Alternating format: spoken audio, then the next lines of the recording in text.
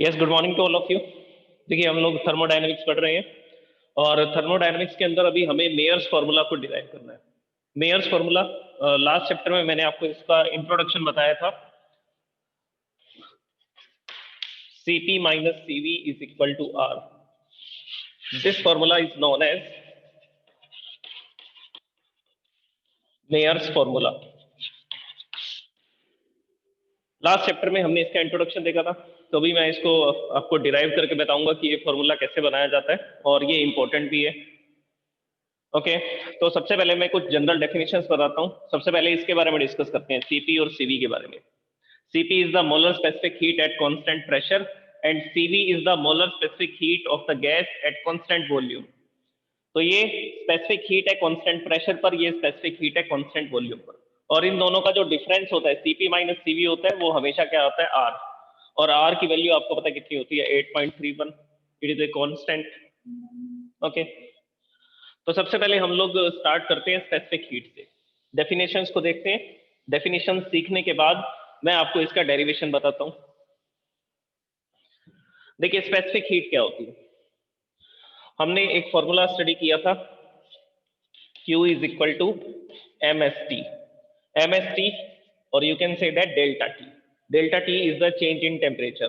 तो हम जब भी हीट एनर्जी सप्लाई करेंगे किसी भी सब्सटेंस को, तो उस हीट एनर्जी से क्या होगा, उस सब्सटेंस का टेम्परेचर इंक्रीज होगा। अगर हीट एनर्जी सप्लाई करेंगे तो टेम्परेचर इंक्रीज होगा, और अगर हीट एनर्जी हम उससे ले लेंगे तो उस केस में उसका टेम्परेचर डिक्रीज होगा। अब इंक्रीज हो या डिक्रीज हो, दोनों ही केसेस में क्या होगा, change in temperature. So we are writing delta T। Okay, अब यहां से स्पेसिफिक हीट का फॉर्मूला क्या बनेगा। This is known as specific heat which is written as small s, जिसको हमने स्मॉल एस से लिखा है। तो अगर मैं यहां से इसके फॉर्मूला को बनाता हूं तो ये फॉर्मूला बनता है Q अपॉन M, और डेल्टा T मल्टीप्लाई में इधर आएंगे तो डिवाइड में आ जाएंगे, तो इसको लिखेंगे mass and change in temperature. So this is the formula of the specific heat. अच्छा, इसी फॉर्मूला के बेस पर हम डेफिनेशन बता सकते हैं। इसी फॉर्मूला के बेस पर हम लोग क्या बोल सकते हैं, हम लोग डेफिनेशन बोल सकते हैं। The heat energy supplied to the 1 kilogram of the substance. देखिए, डिवाइड बाय मास आ रहा है, डिवाइड बाय मास आ रहा है, तो पर किलोग्राम की बात की जाएगी। अब हम लोग क्या मान करके चलेंगे कि हम जो भी सब्सटेंस लेने वाले हैं, जिस भी सब्सटेंस की स्पेसिफिक हीट लिखेंगे उसका मास लिखेंगे 1 किलोग्राम। ठीक है, और चेंज इन टेम्परेचर कितना करेंगे, तो आंसर है उसका टेम्परेचर आपको 1 डिग्री सेल्सियस इंक्रीज करना है, या आप बोल सकते हैं कि 1 केल्विन इंक्रीज करना है। 1 डिग्री सेल्सियस इंक्रीज कीजिए या 1 केल्विन इंक्रीज कीजिए, दोनों तरह से आप इसको बोल सकते हैं, क्योंकि दोनों टेम्परेचर स्केल्स में 100 डिविजन होते हैं। 0 डिग्री से 100 डिग्री सेल्सियस तक 100 डिविजन, 273 केल्विन से 373 केल्विन 100 डिविजन। तो 1 डिग्री सेल्सियस टेम्परेचर बढ़ने का मतलब है 1 केल्विन टेम्परेचर इंक्रीज होना। या आप ऐसा बोल सकते हैं कि 1 केल्विन टेम्परेचर इंक्रीज होने का मतलब होता है कि टेम्परेचर 1 डिग्री सेल्सियस बढ़ गया। तो दोनों टेम्परेचर स्केल्स में 1 डिग्री सेल्सियस बढ़ने का मतलब है 1 केल्विन का इंक्रीज होना।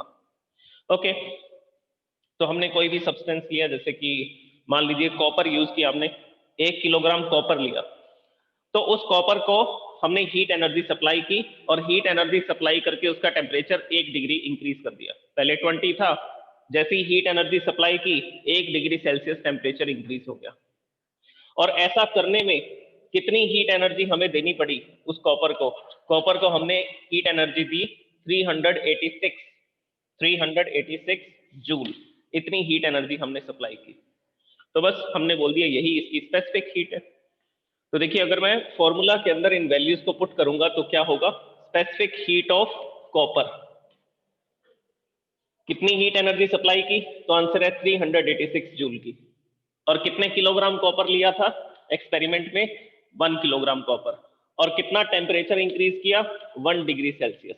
बस यही तो डेफिनेशन है। The heat energy supplied to 1 kilogram of the substance to increase its temperature by 1 degree Celsius. तो किसी भी 1 किलोग्राम सब्सटेंस का टेम्परेचर 1 डिग्री सेल्सियस बढ़ाने के लिए जितनी हीट एनर्जी हमें सप्लाई करनी पड़ेगी, that is known as specific heat of that substance. That is known as specific heat of that substance. अब इसी तरह से वाटर की स्पेसिफिक हीट भी हमें पता है, 4200 जूल। पर किलोग्राम पर डिग्री सेल्सियस। ये इसका यूनिट बन जाएगा, देखिए जूल पर किलोग्राम पर डिग्री सेल्सियस। आप इसको इस तरह से भी लिख सकते हैं, जूल डिवाइड बाय किलोग्राम है, अपस्टेयर्स में लिखेंगे, so we can write kilogram inverse. Degree Celsius को अपस्टेयर्स में लिखेंगे, so we can write degree Celsius inverse. तो ये यूनिट भी लिख सकते हैं हम लोग। Okay, so this is the specific heat. अब ये डेफिनेशन सबको क्लियर है? डेफिनेशन लिखनी है तो मैं लिख करके बता देता हूं।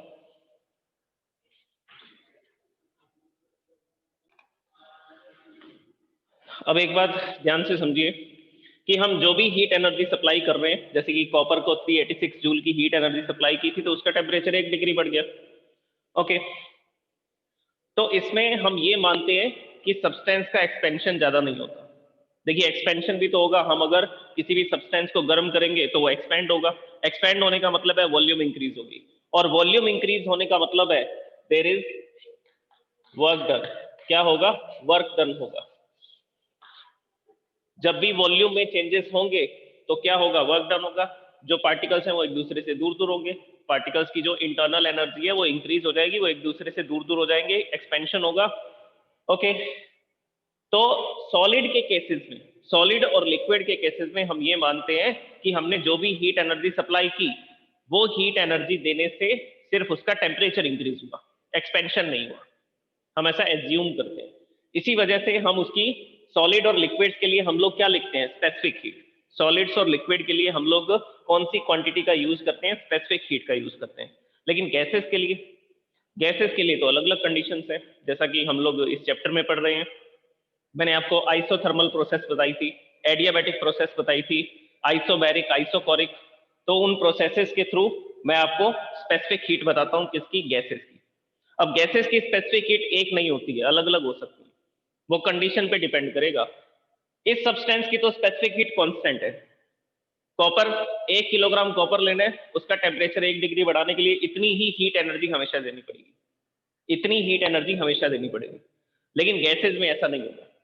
गैसेज में हीट एनर्जी की क्वांटिटी अलग अलग हो सकती है, टेम्परेचर 1 डिग्री ही बढ़ेगा, लेकिन कंडीशन अलग हुई तो हीट एनर्जी भी अलग अलग देनी पड़ेगी।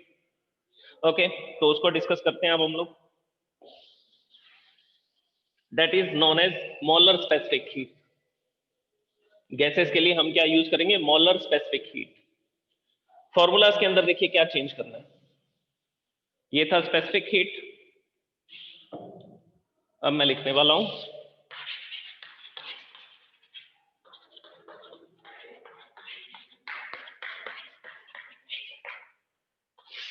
Molar specific heat. Molar specific heat को कैपिटल सी से लिखते हैं। फॉर्मूला में क्या चेंजेस होंगे? तो आंसर है, इसमें क्वांटिटी को किलोग्राम से में मेजर करते हैं स्पेसिफिक हीट में। लेकिन गैसेस जो होती हैं, गैसेस को तो नंबर ऑफ मॉल्स में लिखा जाता है, एन से लिखा जाता है, और एन क्या होता है? Number of mall. जैसे मैंने किसी एक्सपेरिमेंट में 1 मोल हाइड्रोजन गैस ली। कितनी गैस ली? 1 मोल हाइड्रोजन गैस। हाइड्रोजन गैस की बात कर रहा हूं, जिसको किससे लिखा जाता है? H2 से लिखा जाता है। जिसको किससे लिखा जाएगा? H2 से। और कितने ग्राम में आएगी ये? तो आंसर है 2 ग्राम। तो अगर मैं 2 ग्राम हाइड्रोजन गैस लूंगा तो उसका मतलब है मैंने 1 मोल हाइड्रोजन गैस ली है, मैंने 1 मोल हाइड्रोजन गैस का यूज किया। और इसमें नंबर ऑफ पार्टिकल्स कितने होंगे? Number of molecules H2, H2 का मतलब है H, सिंगल बॉन्ड H। इस तरह के कितने मॉलिक्यूल्स होंगे? 6.022 into 10 to the power 23, Avogadro's number. तो 1 मोल सब्सटेंस किसको बताता है? इतने पार्टिकल्स को बताता है, इतने मॉलिक्यूल्स को बताएगा कि H2 के इतने मॉलिक्यूल्स हैं। ओके, तो 2 ग्राम हाइड्रोजन अगर मैं लेता हूं किसी भी क्लोज कंटेनर में या ओपन कंटेनर में, तो उसका मतलब है कि मैंने इतने पार्टिकल्स यूज किए हैं अपने एक्सपेरिमेंट में। कौन सी गैस के? हाइड्रोजन गैस के। तो गैसेस को नंबर ऑफ मॉल्स में लिखा जाता है, उसकी जो क्वांटिटी होगी, उसका जो मेजरमेंट होगा वो नंबर ऑफ मॉल्स में लिखा जाएगा, एन से लिखा जाएगा। तो हम लोग क्या करेंगे? फॉर्मूला में थोड़ा चेंज कर देंगे, फॉर्मूला में थोड़ा चेंज कर देंगे। फॉर्मूला में चेंज करेंगे तो डेफिनेशन भी चेंज हो जाएगी। इसको लिखते हैं कैपिटल सी से, heat energy given to the substance. इसको तो क्यू से ही लिखेंगे, कैपिटल क्यू से। इसको किलोग्राम में मेजर करते थे मास, यहां पर सब्सटेंस की क्वांटिटी नंबर ऑफ मोल्स में लिखी जाएगी एंड चेंज इन टेम्परेचर को डेल्टा टी से लिखते हैं। So this is the formula, ये फॉर्मूला बनेगा। तो डेफिनेशन क्या बनेगी? The heat energy utilized by the n mole of the substance to increase the temperature 1 degree Celsius. उसमें मैंने बोला था 1 किलोग्राम सब्सटेंस का टेम्परेचर 1 डिग्री सेल्सियस बढ़ाने के लिए जितनी हीट एनर्जी की जरूरत पड़ेगी उसको बोला जाएगा specific heat of that substance. इसमें क्या बोलेंगे? अगर 1 मोल गैस का, यहां पर नंबर ऑफ मोल क्या लेंगे? 1 मोल गैस। अगर 1 मोल गैस का टेम्परेचर कितना इंक्रीज करना है? 1 डिग्री सेल्सियस इंक्रीज करना है, तो उस समय जितनी हीट एनर्जी सप्लाई करनी पड़ेगी that is known as molar specific heat. इसमें बोला था पर किलोग्राम का टेम्परेचर 1 डिग्री सेल्सियस बढ़ाने के लिए, इसमें बोल देंगे पर मोल का टेम्परेचर, पर मोल मतलब 1 मोल, 1 मोल का टेम्परेचर 1 डिग्री बढ़ाने के लिए जितनी हीट एनर्जी देनी पड़ेगी that is known as molar specific heat. इसका यूनिट क्या था? इसका ऐसा यूनिट था जूल पर किलोग्राम, और you can say that kilogram inverse degree Celsius inverse. इसका ऐसा यूनिट क्या लिखा जाएगा? हीट एनर्जी को तो जूल में ही लिखेंगे, divide by number of mole, number of mole है तो मोल इनवर्स लिख देंगे। यहां पर था किलोग्राम इनवर्स, वहां पर आ जाएगा mole inverse, degree Celsius inverse. तो ये इसका यूनिट बन जाएगा, बस किलोग्राम की जगह नंबर ऑफ मोल्स आ जाएगा, ये चेंज करना है। अब मोलर स्पेसिफिक हीट दो तरह की होती है। मोलर स्पेसिफिक हीट मैंने आपको बोला ना, अलग अलग कंडीशंस पे डिपेंड करेगा कि कितनी हीट एनर्जी गैस को सप्लाई करनी पड़ेगी 1 डिग्री सेल्सियस टेम्परेचर बढ़ाने के लिए। तो अब हम उन दोनों मोलर स्पेसिफिक हीट को डिस्कस कर देते हैं।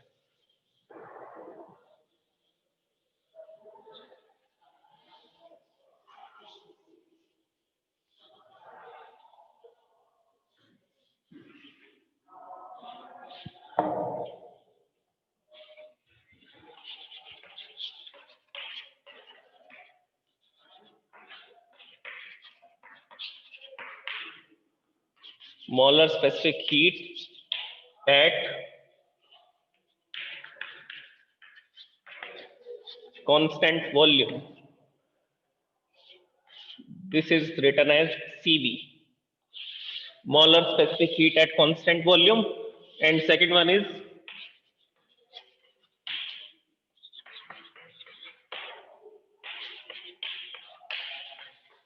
molar specific heat at constant pressure,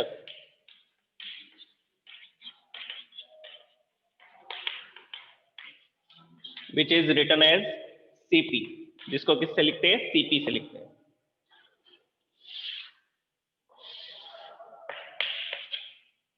okay, अब देखिए कांस्टेंट वॉल्यूम पे अगर किसी भी सब्सटेंस को गर्म करेंगे तो वो जल्दी गर्म होगा, क्योंकि इसमें कोई भी वर्क डन नहीं होगा। वर्क डन कब होता है? जब वॉल्यूम में चेंजेस होते हैं। तो मान लीजिए मैंने ये क्लोज कंटेनर लिया, ये क्लोज कंटेनर लिया और इस क्लोज कंटेनर में मैंने 1 मोल गैस फिल कर दी, आइडियल गैस, कोई भी गैस फिल कर दी इसमें। ओके, तो यहाँ पर ये मॉलिक्यूल्स हैं गैस के जो डिफरेंट डिफरेंट रैंडम डायरेक्शंस में क्या कर रहे हैं? मूवमेंट कर रहे हैं। अब क्लोज्ड कंटेनर है तो एक चीज तो फिक्स है, if it is a closed container then volume remain constant, volume remains constant। अगर वॉल्यूम कांस्टेंट रहेगी then change in volume, then change in volume is 0। पहले भी वॉल्यूम 1 मीटर क्यूब थी, हमने इसको गर्म किया, गर्म करने के बाद भी वॉल्यूम 1 मीटर क्यूब ही है। तो 1 metre cube minus 1 metre cube, final volume minus initial volume, the change in volume will be 0, यह आएगा 0। अगर चेंज इन वॉल्यूम 0 है then work done in this process is also 0। तो इस प्रोसेस में work done भी क्या होगा?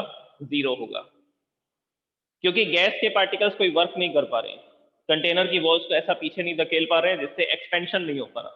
अगर एक्सपेंशन नहीं हो रहा तो हम जो भी हीट एनर्जी यहां पर सप्लाई करेंगे उससे सिर्फ क्या होगा? उससे सिर्फ टेम्परेचर में चेंजेस होंगे, उससे सिर्फ टेम्परेचर में चेंजेस होंगे। और टेम्परेचर में चेंजेस होने का मतलब है कि सिस्टम की क्या चेंज होगी? Internal energy. सिस्टम की क्या चेंज होगी? Internal energy. तो molar specific heat at constant volume में क्या ध्यान रखना है? सबसे पहले ये फाइंड कैसे किया जाएगा वो मैं आपको बता रहा हूं। तो उसके लिए हमें एक ऐसा एक्सपेरिमेंट करना पड़ेगा जिसमें क्लोज कंटेनर लेंगे और उसमें एक गैस फिल कर देंगे। अब हम जो भी हीट एनर्जी सप्लाई करेंगे, यहां पर मैं बर्नर लगाऊंगा, बर्नर लगा करके इसको ऑन करूंगा। ऑन करते ही मैं जो भी हीट एनर्जी यहां पर सप्लाई करने वाला हूं इस सिस्टम को, 100 जूल की हीट एनर्जी दूंगा तो 100 जूल की इंटरनल एनर्जी बढ़ जाएगी। आइडियल कंडीशंस में हम ऐसा मान सकते हैं कि सराउंडिंग में कोई भी हीट एनर्जी रेडिएट नहीं हो रही, हम जो भी हीट एनर्जी सप्लाई कर रहे हैं वो डायरेक्टली सिस्टम के पास जा रही है। तो अगर 100 जूल की हीट एनर्जी बर्नर देगा तो सिस्टम की 100 जूल की इंटरनल एनर्जी बढ़ जाएगी।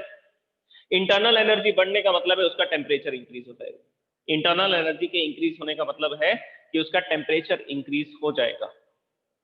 ओके, तो वॉल्यूम को कांस्टेंट रखते हुए इस तरह से हम गैस को गर्म कर सकते हैं, और इस केस में जो भी हीट एनर्जी होगी उससे सिर्फ इसका टेम्परेचर बढ़ेगा, उससे सिर्फ इसका टेम्परेचर इंक्रीज होगा।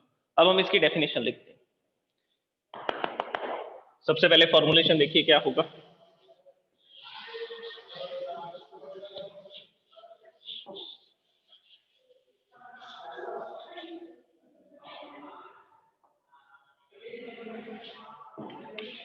CV, CV molar specific heat at constant volume, the heat energy supplied to the substance, number of moles and change in temperature। और ये सब कुछ कब लिखा जाएगा?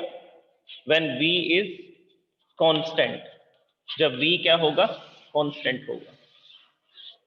तो डेफिनेशन तो वही बनेगी, बस इसमें एक स्टेटमेंट आपको ऐड करनी है, एट कांस्टेंट वॉल्यूम। ये 3 वर्ड आपको लिखने हैं इस डेफिनेशन में। The heat energy supplied to 1 mole of the gas to increase its temperature by 1 degree Celsius at constant volume, it is known as molar specific heat of that gas. तो किसी भी gas का, किसी भी 1 mole gas का temperature 1 degree Celsius बढ़ाने के लिए जितनी भी हीट एनर्जी हमें देनी पड़ेगी, कब? When volume is constant. तो 1 मोल गैस का टेम्परेचर 1 डिग्री सेल्सियस बढ़ाने के लिए कांस्टेंट वॉल्यूम पर जितनी हीट एनर्जी हम सप्लाई करते हैं, that is known as molar specific heat at constant volume. That is known as molar specific heat at constant volume. Okay, next देखिए, molar specific heat at constant pressure. Pressure कैसे constant रखा जा सकता है? तो answer है कि हमें एक सिलेंडर लेना पड़ेगा। उस सिलेंडर के अंदर हम लोग क्या करेंगे, एक पिस्टन को लगा देंगे और पिस्टन को छोड़ देंगे फ्री। ये एक सिलेंडर है और इस सिलेंडर के अंदर हमने क्या किया, एक पिस्टन को फिक्स कर दिया एट दिस पोजीशन। यहां पर इस पिस्टन को हमने लगा दिया और इस सिलेंडर में हमने क्या भर दी, आइडियल गैस, कोई भी गैस इसमें फिल कर दी। ओके, तो ये गैस के मॉलिक्यूल्स हैं जो रैंडम डायरेक्शंस में, डिफरेंट डायरेक्शंस के अंदर मूव कर रहे हैं, और जिसकी वजह से इस सिस्टम का जो प्रेशर है वो P है। अच्छा, इस केस में क्या था? इस केस में क्लोज कंटेनर था। अगर क्लोज कंटेनर था तो पार्टिकल्स, जब हम इसको हीट एनर्जी सप्लाई करेंगे तो पार्टिकल फास्ट मूविंग होंगे। अगर फास्ट मूविंग होंगे तो वॉल्यूम तो कांस्टेंट रहेगी। इस केस में वॉल्यूम कांस्टेंट रहेगी, ये बातें समझ लीजिए। टेम्परेचर जो है वो क्या होगा, इंक्रीज होगा हीट एनर्जी सप्लाई करने पर। उसके साथ साथ प्रेशर भी क्या होगा, प्रेशर भी इंक्रीज होगा, क्योंकि प्रेशर और टेम्परेचर दोनों पार्टिकल्स की काइनेटिक एनर्जी से रिलेटेड है। पार्टिकल जितना फास्ट मूविंग होगा उतना ही उसकी इंटरनल एनर्जी ज्यादा होगी, इंटरनल एनर्जी ज्यादा होगी तो टेम्परेचर ज्यादा होगा, और पार्टिकल जितना फास्ट मूविंग होगा उतनी ही तेजी से जाकर के वो इसकी वॉल से टकराएगा। अगर इसकी वॉल से टकराएगा तो वॉल पर ज्यादा प्रेशर लगाएगा, तो जितना फास्ट मूविंग होगा उतना ज्यादा फोर्स लगाएगा, उतना ज्यादा प्रेशर लगाएगा इसकी वॉल से। तो इस केस में वॉल्यूम तो कांस्टेंट थी, टेम्परेचर भी इंक्रीज हो रहा था और प्रेशर भी इंक्रीज हो रहा था। और इस केस में क्या होगा, इस केस में प्रेशर तो क्या रखना है, कांस्टेंट। वॉल्यूम इंक्रीज हो सकती है, वॉल्यूम जो है वो इंक्रीज होगी जब हम इसको हीट एनर्जी सप्लाई करेंगे, और उसके साथ साथ क्या इंक्रीज होगा, उसके साथ साथ टेम्परेचर भी इंक्रीज होगा। अच्छा, वॉल्यूम इंक्रीज हो रही है, टेम्परेचर इंक्रीज हो रहा है, तो ये दोनों तो अलग अलग क्वांटिटीज है। तो हम जो भी हीट एनर्जी सप्लाई करेंगे उससे 2 काम होंगे, उससे 2 काम होंगे। सबसे पहला वर्क होगा इसकी इंटरनल एनर्जी का बढ़ जाना, टेम्परेचर का इंक्रीज हो जाना। दूसरा, ये पिस्टन यहां से यहां चला जाएगा तो एक्सपेंशन होगा। जब ये पिस्टन अपवर्ड डायरेक्शन में मूव करना शुरू करेगा तो यहां पर हमें क्या दिखाई देगा, यहां पर हमें गैस का एक्सपेंशन दिखाई देगा। और अगर गैस एक्सपेंड हो रही है तो उस केस में वर्क डन होगा। तो अगर मैं यहां पर एक बर्नर लगाता हूं, एक एग्जांपल से मैं आपको एक्सप्लेन करता हूं। यहां पर मैंने बर्नर लगाया और हीट एनर्जी सप्लाई करनी शुरू की, तो मैंने 100 जूल की हीट एनर्जी दी। अब ये पूरे के पूरे 100 जूल इसकी टेम्परेचर को इंक्रीज नहीं करेंगे, तो 100 जूल की हीट एनर्जी देने पर इसका जो टेम्परेचर है वो 2-3 डिग्री सेल्सियस बढ़ गया। तो हमने ये देखा कि 30 जूल की हीट एनर्जी तो इसका टेम्परेचर इंक्रीज करने में खर्च हो गई, बाकी 70 जूल कहां गए? तो बाकी 70 जूल इस पिस्टन को अपर डायरेक्शन में मूव करने में चले गए। ये यहां पर फर्स्ट पोजीशन पर है। जैसे ही पार्टिकल्स की काइनेटिक एनर्जी बढ़ेगी, ये फास्ट मूविंग होकर के ज्यादा प्रेशर अप्लाई करेंगे इसकी वॉल्स पर। अब वॉल्स तो आगे नहीं हो सकती हैं, फैल नहीं सकती हैं, लेकिन पिस्टन को हमने फ्री छोड़ रखा है। तो जब पार्टिकल आकर के इससे टकराएंगे तो पिस्टन अपवर्ड डायरेक्शन में मूव करेगा। अपवर्ड डायरेक्शन में मूव करते हुए ये पिस्टन इस पोजीशन पर आ जाएगा। तो ये गैस यहां से यहां आ जाएगी, ये पिस्टन यहां से यहां आ जाएगा और गैस एक्सपेंड हो जाएगी, एक्सपेंशन होगा। तो 70 जूल की एनर्जी एक्सपेंशन में चली जाएगी। तो 70 जूल की एनर्जी किस में चली जाएगी? एक्सपेंशन में चली जाएगी। तो हमने तो 100 जूल दिए थे, सिर्फ 30 जूल से इसका टेम्परेचर बढ़ा, बाकी के 70 जूल तो वर्क डन में खर्च हो गए, एक्सपेंशन करने में खर्च हो गए। तो इस तरह से प्रेशर को कांस्टेंट रखा जा सकता है। पिस्टन को फ्री छोड़ दीजिए, पार्टिकल फास्ट मूविंग होंगे, जाकर के इस पिस्टन से टकराएंगे, पिस्टन अपर डायरेक्शन में मूव करेगा, तो पार्टिकल्स के पास जो एनर्जी थी वो एनर्जी इस पिस्टन को ऊपर ले जाने में खर्च हो जाएगी। तो उस केस में जो पार्टिकल्स की एनर्जी थी वो फिर से पहले जितनी हो जाएगी। तो ऐसा करते हुए प्रेशर जो है वो कांस्टेंट रहेगा। मैंने बोला था प्रेशर डिपेंड करता है पार्टिकल्स की वेलोसिटी पे, पार्टिकल्स की काइनेटिक एनर्जी पे। तो पार्टिकल्स अगर इससे टकराते हैं तो वो अपनी एनर्जी पिस्टन में ट्रांसफर कर देते हैं और पिस्टन ऊपर की तरफ चला जाता है, वर्क डन हो जाता है। तो उस केस में पार्टिकल की एनर्जी फिर से पहले जितनी हो जाती है और प्रेशर फिर से क्या हो जाता है? कांस्टेंट। तो पिस्टन को फ्री छोड़ करके, मतलब कि एक्सपेंशन करवा के हम लोग क्या कर सकते हैं? प्रेशर को कांस्टेंट रख सकते हैं। अब इस केस में डेफिनेशन क्या बनेगी? डेफिनेशन में लिखेंगे Cp is equal to, this is the formulation, ये फॉर्मूला है, इससे डेफिनेशन बना लेते हैं, n डेल्टा टी। देखिए फॉर्मूला सेम है लेकिन वैल्यू अलग अलग आएगी। और क्या कांस्टेंट होना चाहिए? व्हेन प्रेशर इज कांस्टेंट, जब प्रेशर को क्या रखा गया है? कांस्टेंट रखा गया। This is the molar specific heat at constant pressure. Definition क्या बोलेंगे? The heat energy supplied to increase the temperature of 1 mole of the gas by 1 degree Celsius। हम जितनी भी हीट एनर्जी सप्लाई करेंगे 1 मोल गैस का temperature 1 degree Celsius बढ़ाने के लिए at constant pressure, that heat energy is known as molar specific heat at constant pressure. Molar specific heat at constant pressure. अच्छा, अब ज्यादा बेनिफिशियल प्रोसेस कौन सी है?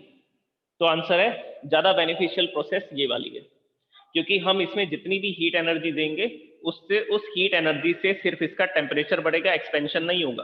क्योंकि क्लोज कंटेनर लेना पड़ेगा, क्या कांस्टेंट रखने के लिए? वॉल्यूम को कांस्टेंट रखने के लिए। तो अगर मान लीजिए मेरे पास हाइड्रोजन गैस है, तो हाइड्रोजन गैस को जब मैं गर्म करूंगा तो कांस्टेंट वॉल्यूम पर जल्दी गर्म होगी या कांस्टेंट प्रेशर पर जल्दी गर्म होगी? मतलब कम हीट एनर्जी किसमें देनी पड़ेगी? तो आंसर है कम हीट एनर्जी हमें देनी पड़ेगी एट कांस्टेंट वॉल्यूम। उसकी क्वांटिटी मैं आपको बता देता हूं। जो Cv है फॉर हाइड्रोजन, हाइड्रोजन के लिए बता रहा हूं मैं।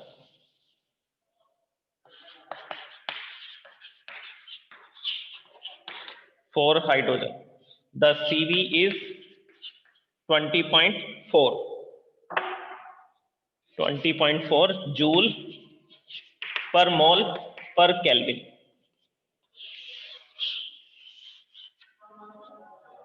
और Cp कितना आएगा? 28.8। The Cp for the hydrogen is 28.8 joule per mole per kelvin. अब आप देख लीजिए, अगर आपको 1 मोल हाइड्रोजन गैस का टेम्परेचर 1 केल्विन बढ़ाना है, पहले उसका टेम्परेचर 273 था, आपको 274 करना है, तो ऐसा करने के लिए 20.4 जूल की एनर्जी देनी पड़ेगी। जब आप इसको किसमें गर्म करेंगे? क्लोज कंटेनर में। जब आप इसको किसमें गर्म करेंगे? क्लोज कंटेनर में, वॉल्यूम इंक्रीज नहीं होगी, तो उस समय आपको 20.4 जूल की एनर्जी देनी पड़ेगी। लेकिन अगर आप ऐसा कंटेनर लेंगे जो ओपन होगा, मान लीजिए पिस्टन भी नहीं लगा हुआ, ये कंटेनर हमने लिया, इस केस में क्या होगा? देखिए गैस है तो उसके लिए पिस्टन तो लगाया जाता है, लेकिन अगर ओपन कंटेनर लेंगे तो गैस ऐसा एक्सपेंड होनी शुरू हो जाएगी, फैलनी शुरू हो जाएगी। प्रेशर 1 atm रहेगा, जितना पहले था बाद में भी उतना रहेगा, सेम रहेगा। ओके, तो उस केस में कितनी हीट एनर्जी देनी पड़ेगी? 28.8 joule per mole per kelvin inverse. अब देखिए दोनों ही हाइड्रोजन गैस के लिए, ये हीट एनर्जी भी हम हाइड्रोजन गैस को सप्लाई कर रहे हैं और ये हीट एनर्जी भी हम हाइड्रोजन गैस को सप्लाई कर रहे हैं, लेकिन वॉल्यूम कांस्टेंट अगर रखोगे तो कम हीट एनर्जी देने पर उसका टेम्परेचर 1 डिग्री सेल्सियस बढ़ जाएगा। लेकिन अगर आप यहाँ पर पिस्टन लगाओगे और पिस्टन को फ्री छोड़ दोगे, उस केस में अगर आप इसको गर्म करोगे तो आपको 28.8 जूल की हीट एनर्जी सप्लाई करनी पड़ेगी। ऐसा क्यों? अब इसका कारण बताइए, मैंने अभी एक्सप्लेन किया आपको।